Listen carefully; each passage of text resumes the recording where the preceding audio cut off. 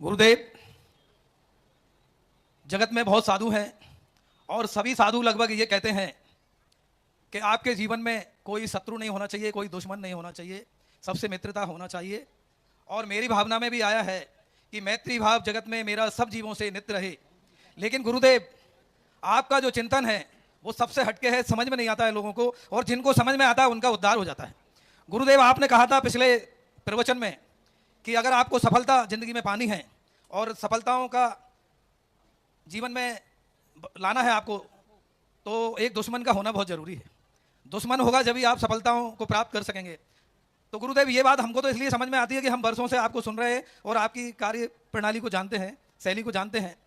इसलिए हमने दुश्मन भी बहुत पाले हैं और सफलताएं भी हासिल की हैं, और हमारा आज तक कुछ नहीं बिगड़ा, क्योंकि मेरे दुश्मन परेशान हैं मेरी गुरु की दुआओं से। वो जब जब वार करते हैं तो खंजर टूट जाता है। गुरुदेव, हम तो आपकी दुआओं से महफूज हैं, लेकिन आपका प्रवचन सुनकर बहुत सारे लोग कहीं दुश्मन बना लें और वो दुश्मन उन्हें परेशान करें, तो उनसे कैसे निजात मिलेगी गुरुदेव? ये मेरी जिज्ञासा है। आगे में जो लिखा है वही सही है। वहाँ ये लिखा है, ये कहीं नहीं लिखा कि ऐसी भावना भाव कि मेरा कोई दुश्मन न रहे। ऐसा कहीं नहीं लिखा। ऐसा लिखा है कि ऐसी साधना करो कि तुम किसी के दुश्मन न बनो। दुश्मन को कौन रोकता? वो तो परप्रत्यय है। पारसनाथ के भी थे, तीर्थंकरों के थे, लेकिन पारसनाथ किसी का दुश्मन नहीं था।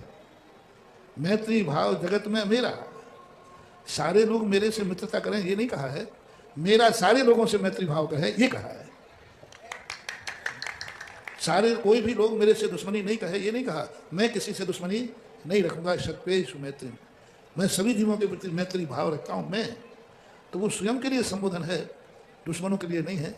और दुश्मन जहां मैं दुश्मन नहीं रहूं, कोई मेरा दुश्मन रहे तो कोई बड़ी बात नहीं। जैसे हम एक शेर सुनाते हैं, उंगली उठाने वाले मुझे बहुत अच्छे लगते हैं, क्योंकि वे खुद के संबंध में कम मेरे संबंध में ज्यादा सोचते हैं।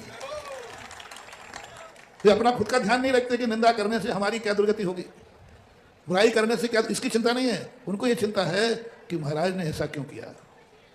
तो वो कितने अच्छे लोग हैं कि वे खुद के संबंध में कम मेरे संबंध में ज्यादा ध्यान रखते हैं। और मैं तो अपने आप को बहुत बदनसीब नहीं कर समझता हूँ। बदनसीब वो हैं जिनकी कहीं निंदा नहीं होती। मैं तो वो खुद नसीब हूँ कि सारे दुश्मन हमारा हमेशा ध्यान रखते हैं। यदि यहाँ सुई भी गिरती है तो वो कहे महाराज सावधान, दुनिया में क्या हो रहा है, कुछ हो रहा है, किसी को कोई फिक्र नहीं है, क्योंकि किसी को कोई चिंता नहीं। भाड़ में जाए, नरक जाए, दुर्गति जाए, पाप करें तो जाए, सुधा सागर की गड़बड़ी नहीं होना चाहिए, इसको मोक्ष जाना चाहिए। बिल्कुल यथार्थ कह रहा हूं। कितने लोग हैं, कितने अत्याचार, कितने गलत कार्य कर रहे हैं, उनके संबंध में कुछ को कोई नहीं पड़ी है। उनकी कोई चिंता नहीं कि ये बेचारे पाप कर रहे हैं, मर के कहाँ जाएंगे, दुर्गति जाएंगे, कहाँ जाएंगे। सारे लोगों को एक ही दिक्कत है, सुधा सागर से गलती नहीं हो जाए, क्योंकि सुधा सागर को तो मोक्ष ही जाना चाहिए। इसलिए बहुत बहुत उनको शुक्रिया कि वो हमारे लिए बहुत बहुत सावधान रहते हैं और हमें आगाज भी करते हैं, क्योंकि वो मुझे दुर्गति नहीं सदगति में देखना चाहते हैं। ये मेरा चिंतन है, उनका क्या चिंतन है वो जाने, उनका काम जाने। मैं तो यही सोचता हूँ, इसलिए बड़ा खुश नजर आता हूँ। संसार में आज इस समय संसार का सबसे बड़ा खुशी आदमी मैं हूँ। मैं सब तरफ से खुश हूँ, मन से भी, वचन से भी, काय से भी, भक्तों से भी, भगवान से भी, सब तरह से। मुझे दुख नाम की कोई चीज़ है नहीं। अब कोई मेरे से दुखी है तो मैं क्या करूँ? मैं तो कहीं दुखी हूँ नहीं, मैं तो सब तरफ से सुखी हूँ। यदि कोई मेरे से पूछे तो संसार का सबसे बड़ा सुखी आदमी कौन है, तो मैं तो अपने आप को पहला नाम भरूंगा, सबसे बड़ा सुखी आदमी मैं हूँ। और इस पर मुझे गर्व है कि मैं सुखी हूँ। इस पर मुझे बहुत नाज है कि मेरा मन सुखी है, मेरा वचन सुखी, मेरा रोम रोम सुखी है। और यही सुखी हमारे आनंद है। अब मेरे से दुनिया दुखी है, उसका तो कोई मेरा इलाज कर नहीं सकता। मैं तो अपना इलाज करता हूँ। मैं तो यही सोचता हूँ, हे भगवान मैं सदा सुखी रहूँ, ऐसा।